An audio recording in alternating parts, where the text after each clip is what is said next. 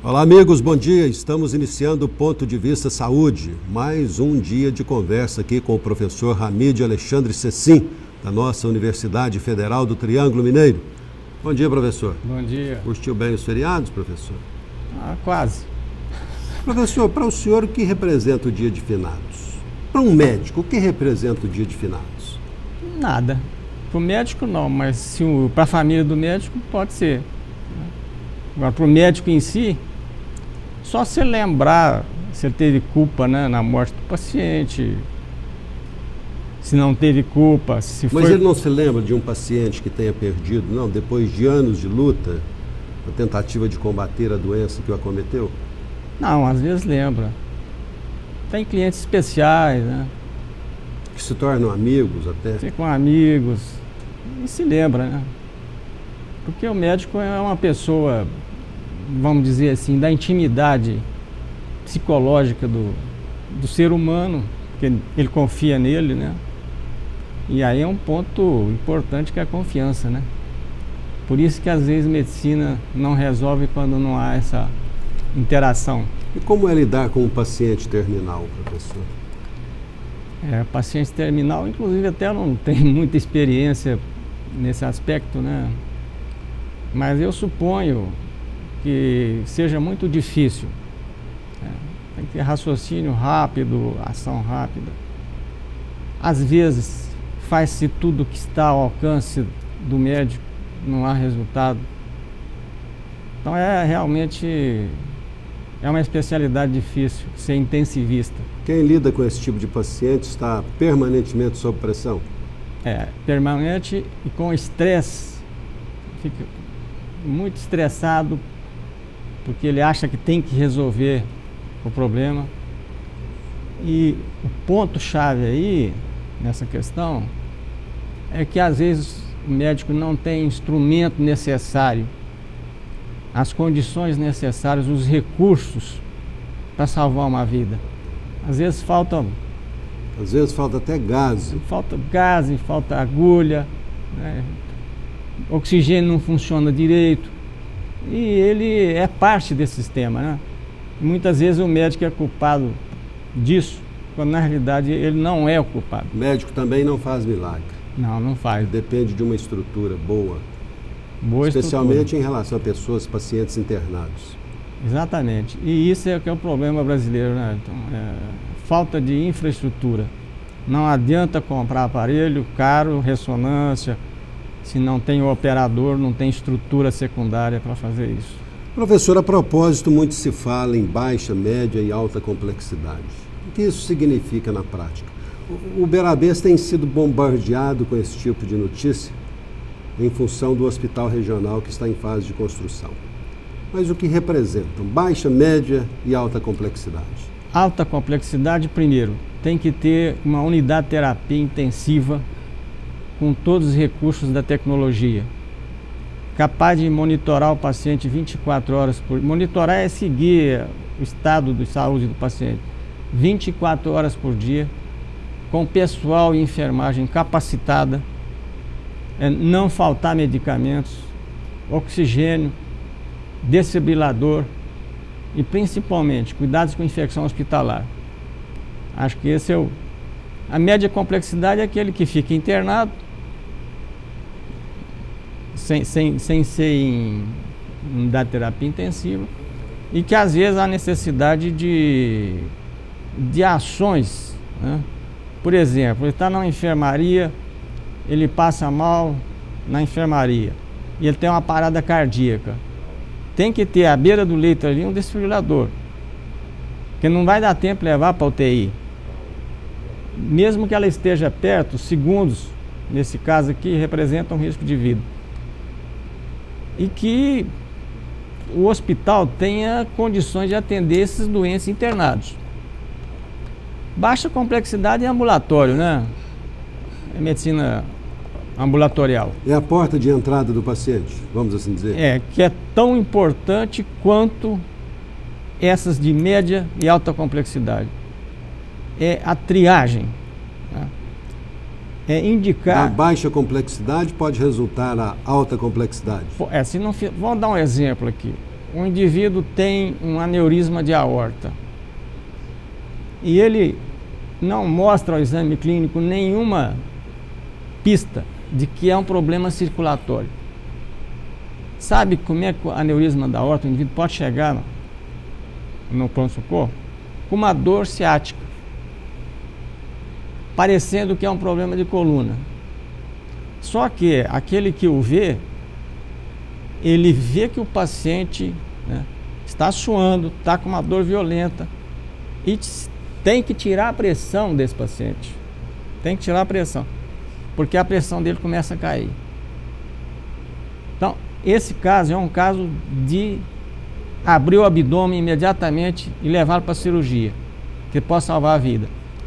Se ficar tratando dele como hérnia de disco,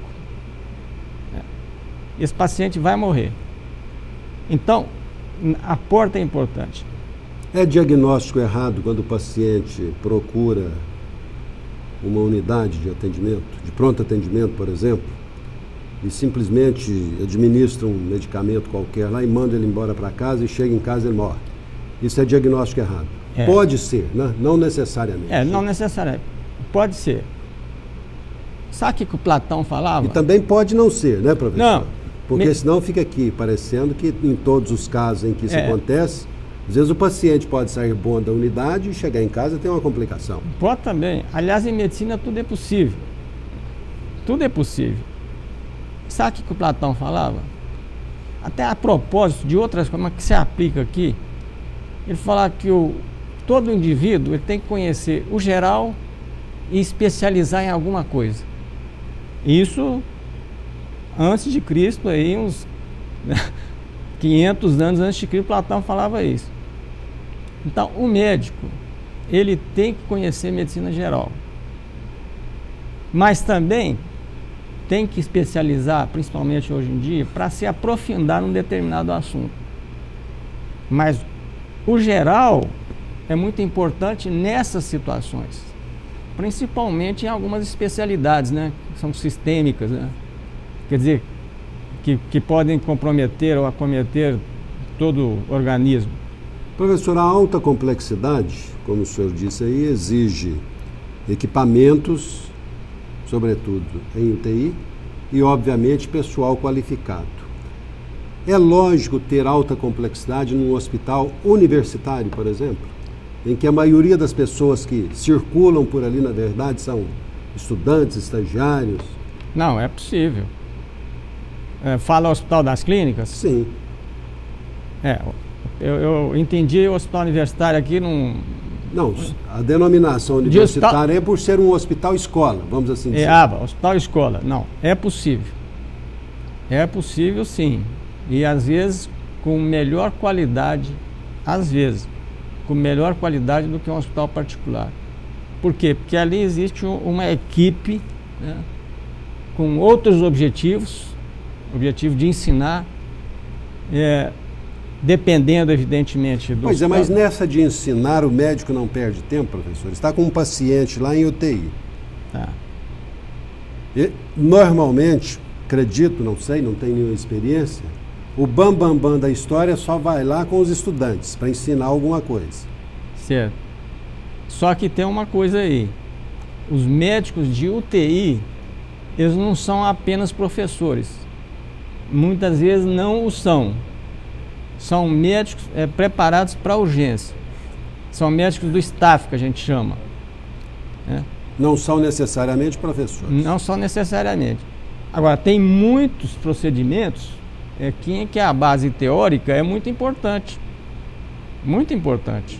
Professor, não há um choque aí entre o professor, que sempre leva os acadêmicos juntos para o leito de um paciente ou para a UTI, e o próprio médico que ali está dando assistência àquele paciente, não? Não, geral... Não costuma haver um choquezinho aí de... Não há choque.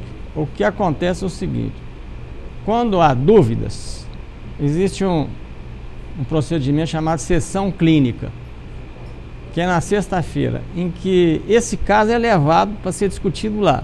Isso acontece normalmente? Normalmente, toda sexta-feira. Os casos de média complexidade,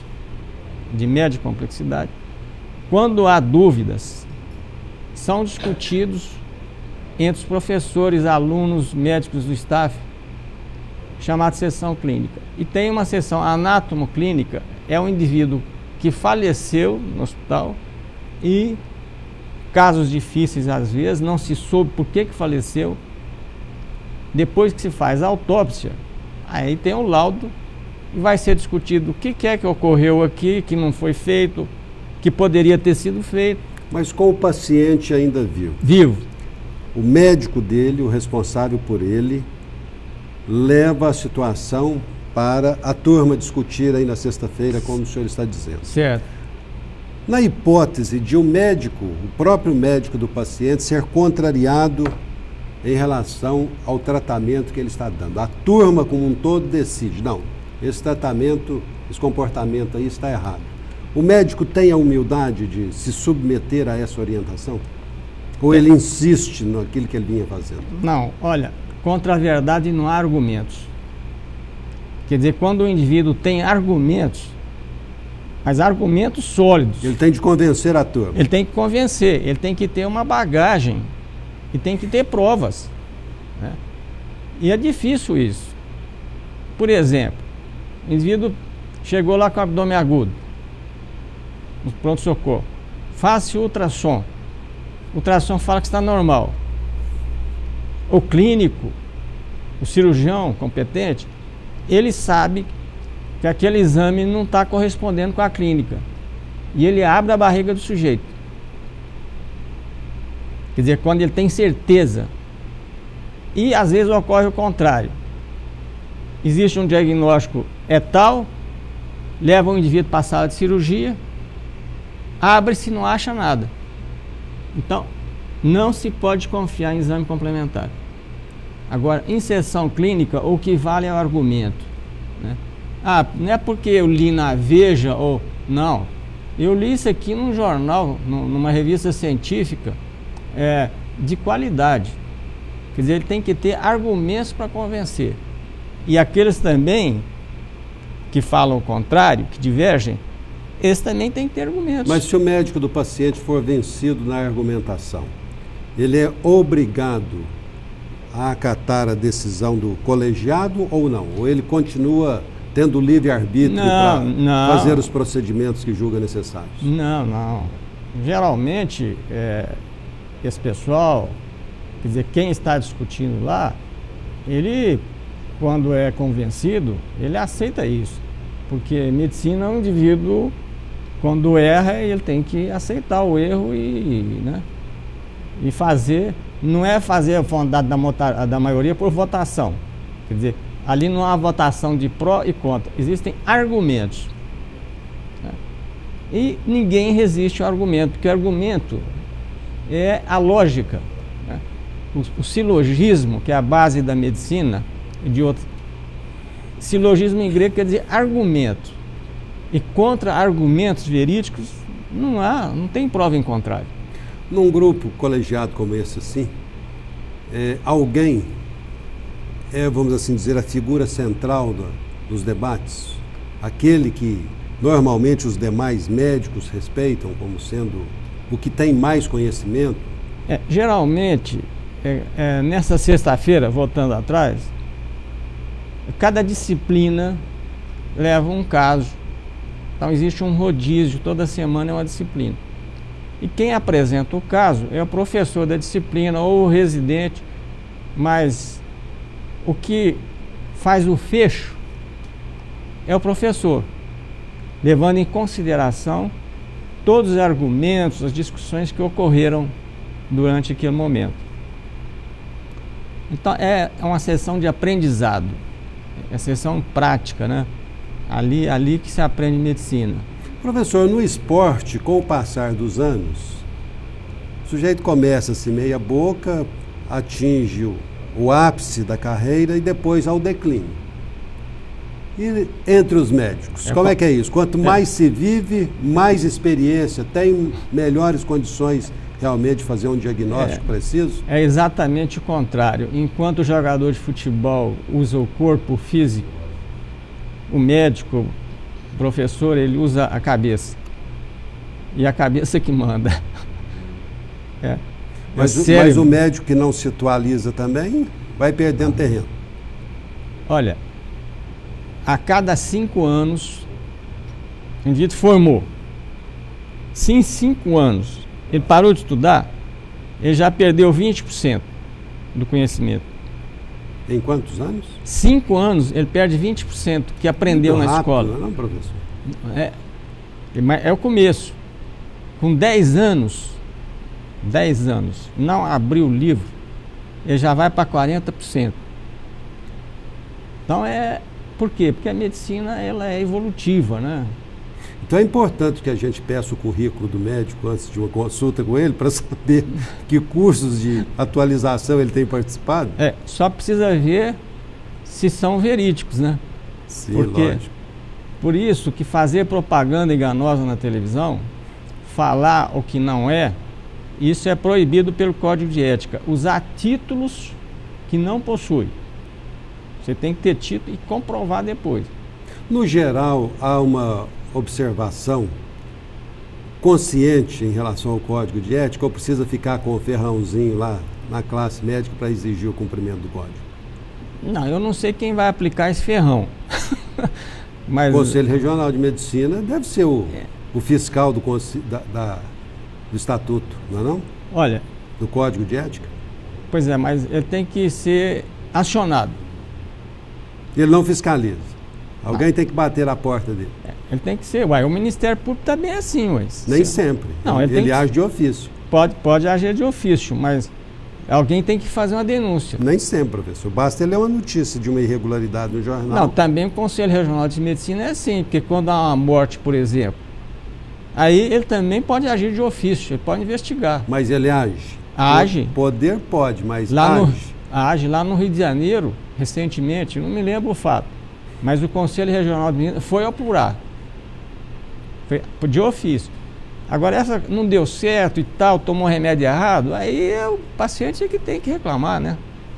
Tem que reclamar. Agora, eu acho o seguinte, se tiver um culpado na relação médico-paciente ou nos resultados da medicina, a maior culpa não é do médico, é do sistema. Quer dizer, se não tem um aspirador no hospital, um indivíduo que chega lá com edema agudo de pulmão, que vai ficar babando? Qual é a culpa do médico se não tem um aspirador? Se precisa de um remédio, vai lá no almoxarifado, não acha nada, sumiu, acabou o estoque, não comprou outro, o médico não tem culpa. Porque a medicina é uma gradação de responsabilidade, né? Sobre o problema de atualização, a Associação Médica Brasileira e os Conselhos Regionais de Medicina exigem agora, para manter o título de especialista, que o indivíduo se atualize e faça tantos créditos em 5 anos. Caso isso não aconteça, ele pode perder o título de especialista.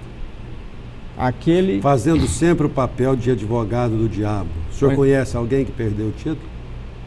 Não, eu até não conheço porque não é de domínio público, né? Às vezes o indivíduo perde o título e não pode colocar isso no jornal. Agora, mas ele pode continuar atendendo, né? Já que o paciente não sabe que ele perdeu o título. Não, ele pode continuar, só que ele não pode colocar o título dele no receituário. Ele tem que tirar. E na Inglaterra é pior, viu? Lá, a cada ano, o indivíduo tem que atualizar. Até nós falamos aqui, né? Que agora lá, o sujeito em 2 anos, ele não se atualizou, ele é exonerado do serviço público na Inglaterra. Por quê? Porque a Inglaterra quer fazer a melhor medicina do mundo. Se já não o é, né? Lá existe um correspondente do SUS ou não? Lá tudo é SUS. Tudo é SUS. Medicina estatal. Só que a qualidade é diferente, sim, né? É alta medicina. Mas no individual ela não custa nada para o cidadão. O cidadão precisou da assistência médica, ele não tem que pagar por isso. Nada. Está lá. É custo zero. Inclusive com medicamentos, tudo. Porque o SUS, acho que nem precisa falar, porque é público e notório, né? Se vê através da televisão o que está acontecendo nos hospitais brasileiros, em geral, hein? Em geral. Norte, Nordeste, etc. Mas lá não existe nenhuma espécie de seguro que o cidadão tem de pagar, não, professor? Não, isso nos Estados Unidos. Na Inglaterra, não. Na Inglaterra, na França, é medicina estatal. É claro que um Rockefeller, um Rothschild, ele pode ter um médico particular dele, né? Como na Inglaterra, lá a rainha tem um médico particular dela, né? E assim a Dilma também tem. Aqui no Brasil todos têm, né? Todos têm. Ninguém quer ir para o SUS. Pois é. Aí que tá. Como não quer ir de carro entre Uberaba e Brasília, quer ir de avião. Ônibus, então, nem pensar. A cada 3, um é assaltado. Nós vamos a um rápido intervalo e voltaremos em instantes. Apoio Cultural Unimed. O melhor plano de saúde é viver. O segundo melhor é Unimed. Ponto de Vista Saúde está de volta. Nós estamos conversando aqui mais uma vez com o consultor desse programa, o professor Hamid Alexandre Cecim. Professor, nós já falamos aqui, já explicamos o que é baixa, média e alta complexidade. Mas o que são urgência e emergência? Emergência, quando tem risco de vida. Emergência, risco de vida. Risco de vida. Pessoa que chega num pronto-socorro lá entubado, por exemplo. Esse é emergência. Urgência, uma cólica renal, por exemplo. Você está com dor violenta, um infarto do miocárdio, é uma urgência. Então a emergência tem prioridade. A emergência tem prioridade. Tem prioridade, embora a urgência também o tenha. Sim. Só que, mas entre uma e outra... A preferência é da emergência. Emergência e o hospital tem que estar preparado. Os nossos hospitais estão todos preparados para urgência e emergência? Eu acho que eu posso falar do Hospital das Clínicas. Como lá tem mais médicos, né, tudo setorizado, para alta complexidade e emergência. Hospitais particulares eu não conheço porque eu não trabalho com emergência, né? Aliás, eu nunca serviria para trabalhar em terapia intensiva. Por quê, professor? Porque eu sou muito estressado. Eu sofro, né, com o paciente. Não dá para resolver problemas assim. Tem que pensar e... né? O médico de UTI não pode ser estressadinho, não? Não, não pode. Ele tem que ser muito calmo. Não, eu não sou apressado, não. Não, estressadinho, professor. Não é apressadinho, não, é estressado. Não. Acho que precisava aqui explicar o que é estresse. Estresse é excesso de responsabilidade com o paciente. E nisso... Isso gera ansiedade. Gera muita ansiedade. E em pessoas ansiosas, com excesso de responsabilidade, elas não querem errar e não admitem o erro. Isso é um sofrimento. O perfeccionista, por exemplo, né, ele sofre demais, porque quer tudo aquilo com perfeição. E o indivíduo que trabalha em UTI não significa que ele também não tenha isso. Ele tem demais. Só que o perfil psicológico dele é diferente. Professor, os administradores públicos têm se queixado muito da judicialização da saúde. Ou seja, aqueles casos em que a justiça determina que o atendimento deva ser oferecido ao paciente. Às vezes com recomendação até em contrário de um médico do sistema que o atendeu. Recentemente nós tivemos um caso relacionado à osteoporose, em que há a obrigação do município fornecer medicamento para paciente. Há medicação realmente que combata a osteoporose? Olha, até é uma pergunta, é uma excelente pergunta. Eu escrevi um artigo na imprensa local aqui há uns 5 anos, 5, 6 anos, em relação a isso.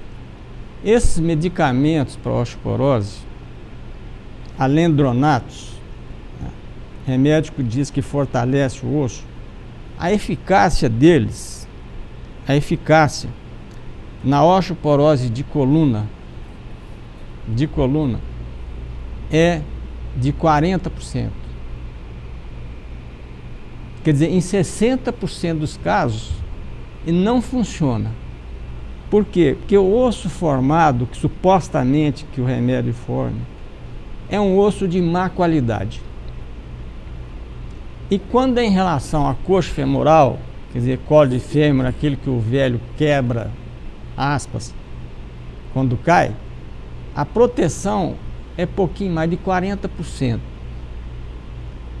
Então, 60% e 70% não há eficácia comprovada. Não há. Osteoporose é o seguinte: cálcio, sim. Vitamina D, sim. Exercício, sim. E um outro remédio. Exercício fortalece os ossos? Fortalece. Tanto é verdade que ele fortalece que os astronautas, quando eles vão ao espaço, em que não há gravidade, eles voltam com uma perda de massa óssea de 60%.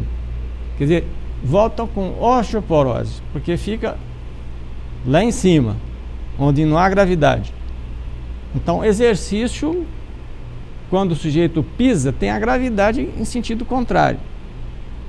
E o corpo também, a eletricidade, essa da gravidade, quer dizer, esses fenômenos bioelétricos, são muito importantes.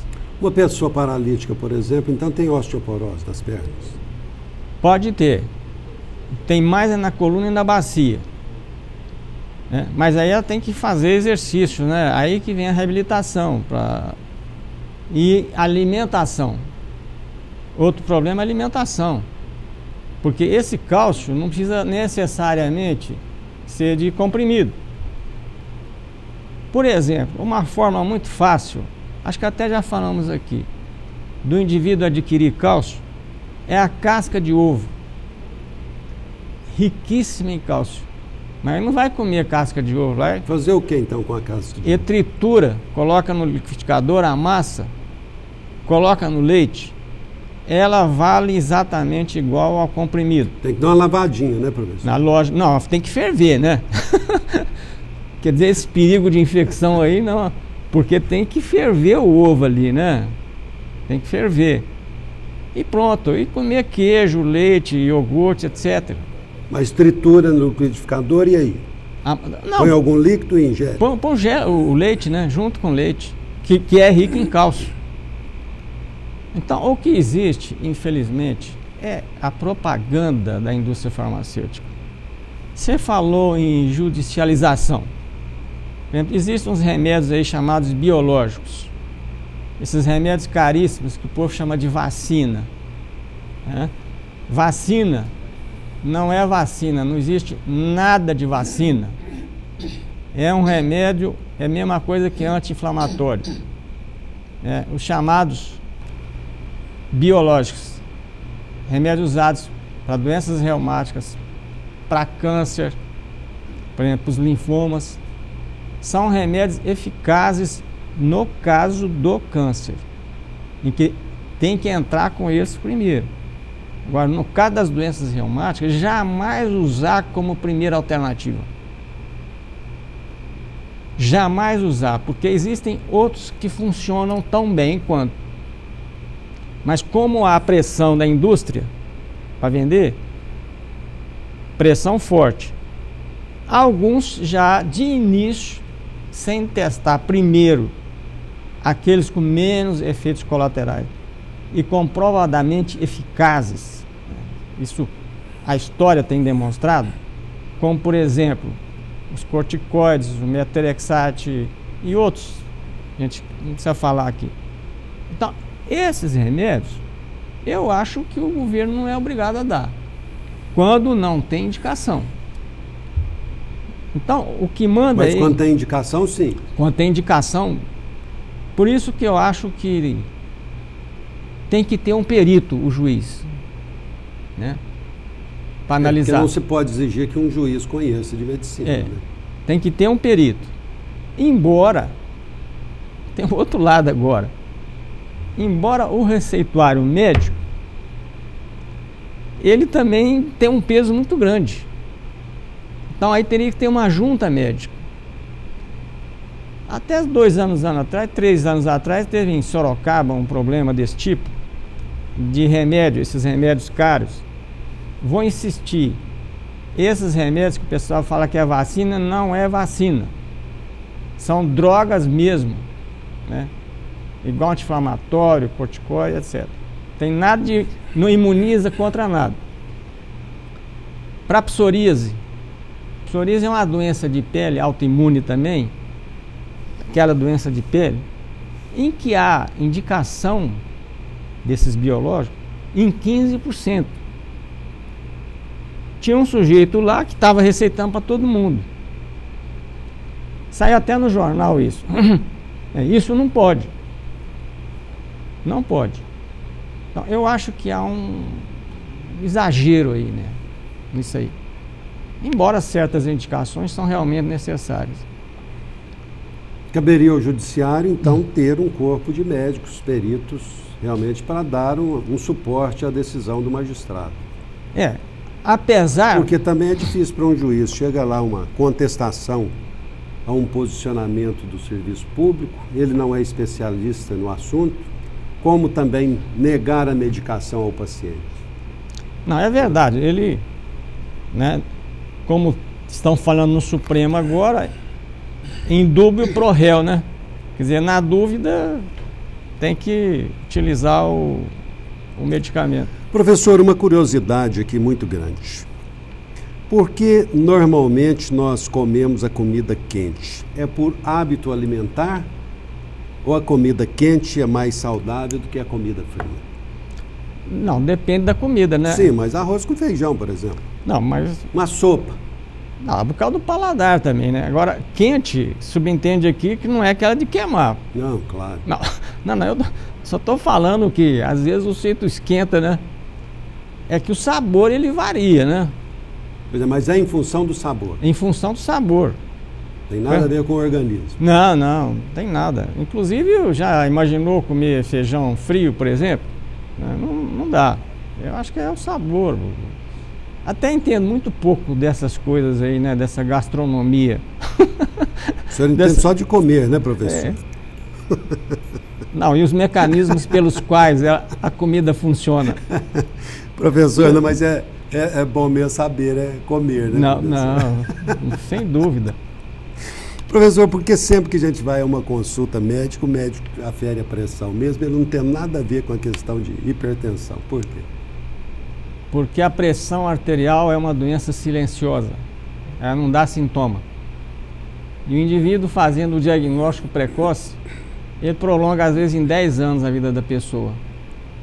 Então é obrigatório aferir... Isso é protocolo? É protocolo, né? Aferir, não é medir não.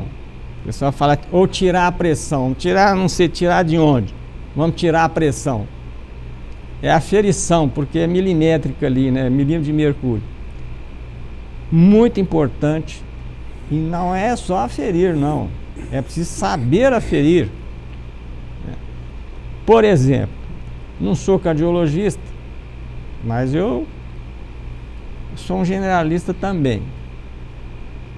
E mesmo não sendo, qualquer especialista, ele tem a obrigação de saber aferir a pressão arterial. Tirar deitado, tirar o paciente, né, não pode usar... Não é o médico que se deita, não, é o paciente que tem que se deitar. É o paciente deita, tem que ser sem nenhum obstáculo, né? Por exemplo, tirar com um paletó aqui. Dá interferência realmente, professor? Dá. Coisa que aperta também não pode, tem que estar livre o braço. O manguito, é um aparelho, ele tem que ficar 2 centímetros da prega do cotovelo. Por quê, professor?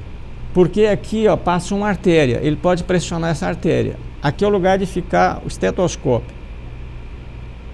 Depois, fazer a mesma coisa em pé.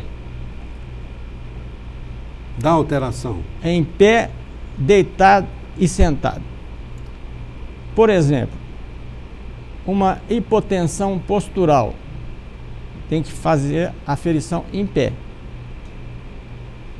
Deitado e sentado.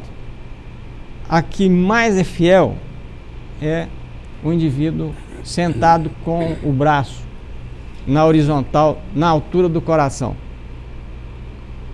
E fazer isso, o indivíduo não pode ter tomado café e nem estar de bexiga cheia. Então, fazer a aferição sentado. Antes de colocar o estético, ele tem que apertar o manguito e pegar no pulso do indivíduo para ver qual é a pressão máxima. Aquela 15/8, a máxima é 15 ou 12. Por quê? Se ele empurrar mais ar para dentro e depressa, ele pode fazer com que o indivíduo fique tendo uma falsa pressão alta, sistólica, porque ele jogou mais ar no manguito. Então é um ritual para falar que o indivíduo é hipertenso. Professor, essa situação da bexiga cheia, ela é importante? Não é tão importante. Não é tão importante. Mas pode provocar alteração? Pode provocar alteração. O café, outra coisa, o indivíduo chegou correndo no consultório lá num estresse danado. Vai aumentar. É óbvio que estará alterado. Alterado. Então tem que tirar 3, 4 vezes, conversar com o paciente. E existe aquela alteração também simplesmente por estar na presença do médico. Chama síndrome do jaleco branco. Só do indivíduo tirar, só de ser submetido a essa aferição, a pressão pode subir, né? Então são vários fatores. E outra coisa, isso aí não pode falar que a pressão, por exemplo, 13 ou 14/9 é uma pressão alta. Não, de forma alguma. É uma pressão limítrofe. Limítrofe, fronteira, não quer dizer que está avançando demais para o lado do inimigo ou menos do inimigo. Então, porque há uma variação normal da pressão arterial, né? Conforme a hora do dia. Por exemplo, de manhã ela pode ser mais alta porque tem uma descarga adrenérgica de manhã, quer dizer, a adrenalina formada mais de manhã, de preferência depois de descanso, etc. E qual a importância da pergunta? É que a hipertensão arterial tratada, ela prolonga a vida do sujeito, né? Prolonga a vida do sujeito. Prolonga porque vai diminuir a prevalência de acidentes vasculares cerebrais hemorrágicos, quer dizer, por aumento de pressão arterial. E outros tipos de doenças. É muito importante a pressão arterial. Nós vamos a mais um rápido intervalo e voltaremos em instantes. Apoio Cultural Unimed. O melhor plano de saúde é viver. O segundo melhor é Unimed. Último bloco do programa, neste sábado, conversando com o professor Hamid Alexandre Cecim. Professor, o que determina o preço de um exame complementar? É o valor do equipamento ou a complexidade do exame? Ambos. É o equipamento para fazê-lo e a complexidade. Exame que às vezes só a colheita é muito importante, né? A manutenção, a refrigeração. Tem exame que precisa ser feito na primeira hora. Por exemplo, o exame de urina, uma informação para a população, tem que ser processado na primeira meia hora ou 1 hora, até 1 hora. Levado ao laboratório imediatamente, no gelo. Se demorar mais de 1 hora, levar na caixa de isopor, e ele tem que ser processado no laboratório imediatamente. Senão, haverá falso resultado. Professor, um telespectador quer saber do senhor o seguinte: qual o significado de uma dor no peito? Existem vários significados ou um só? Vários. Para não exagerar, existem mais de 20 causas de dor no peito. Por quê?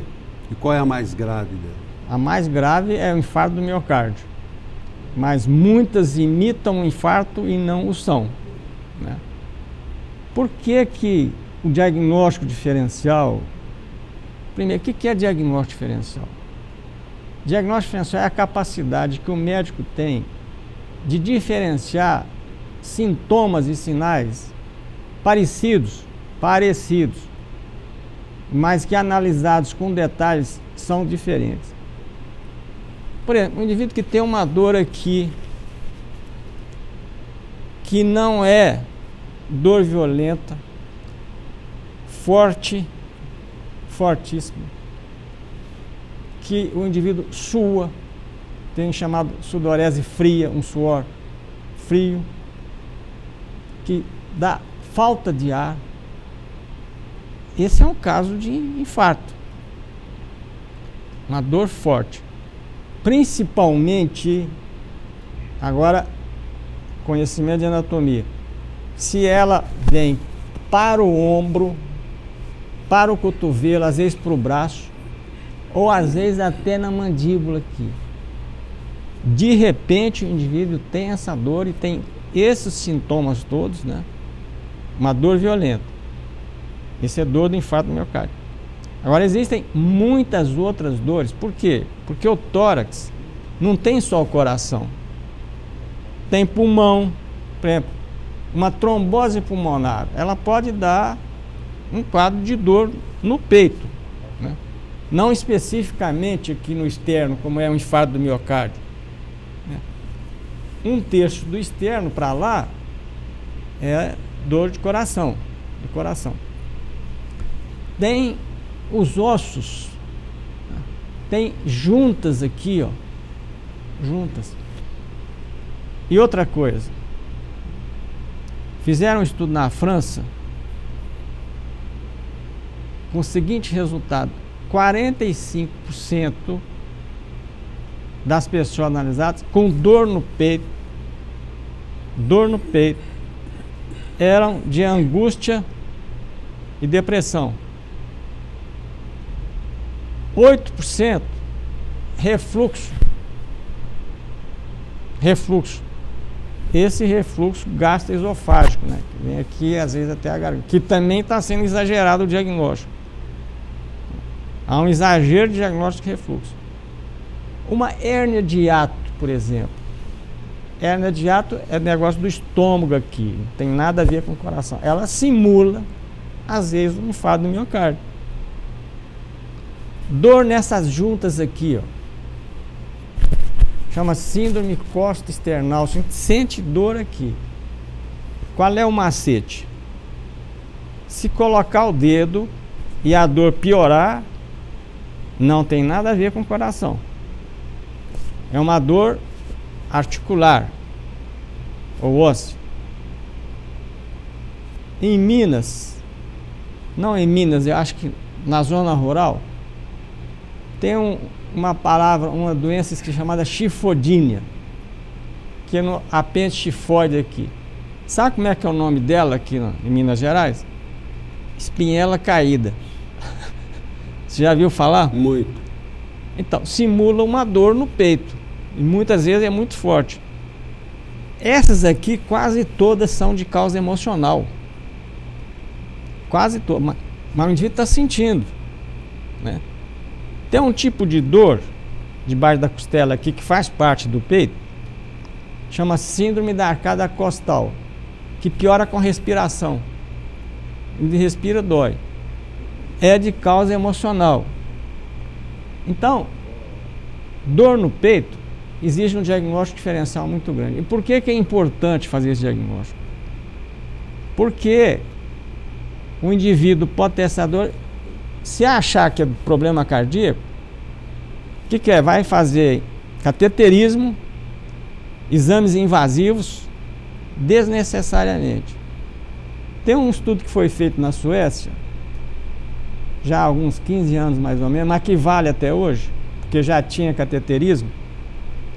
14 a 20% dos casos tidos como infarto do miocárdio não eram infarto do miocárdio.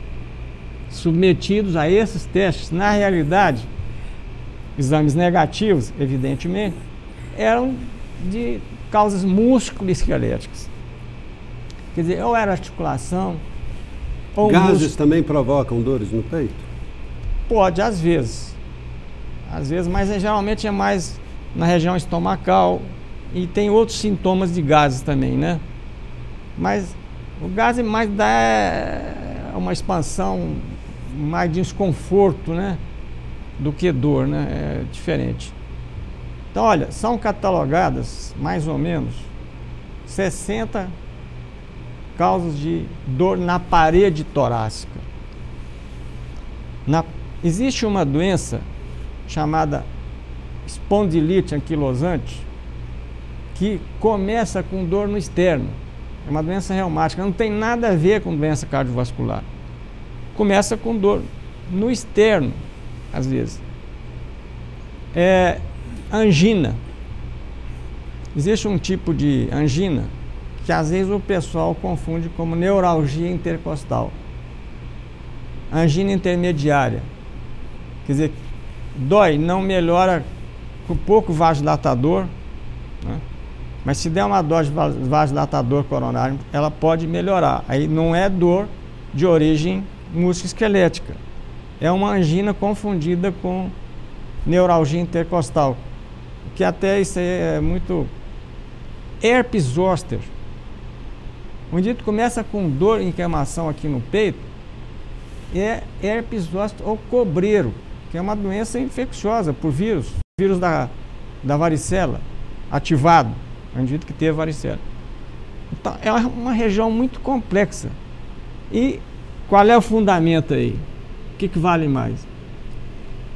É o dedo e a cabeça do médico, é o raciocínio do diagnóstico diferencial, né? Ok, professor. Muito obrigado mais uma vez pelos esclarecimentos. Sempre às ordens. Espero que na próxima vez nós possamos passar aqui uns slides, né? Para ver se... Agradecer aos nossos telespectadores, desejar um ótimo fim de semana a todos. Bom fim de semana para o senhor também, professor. Igualmente. Muito obrigado. Na semana que vem, se Deus assim o permitir, eu e o professor Hamid, mais o Alemão, mais o Ortiz, mais toda a turma que dá o suporte para que façamos esse programa, estaremos de volta. Até lá.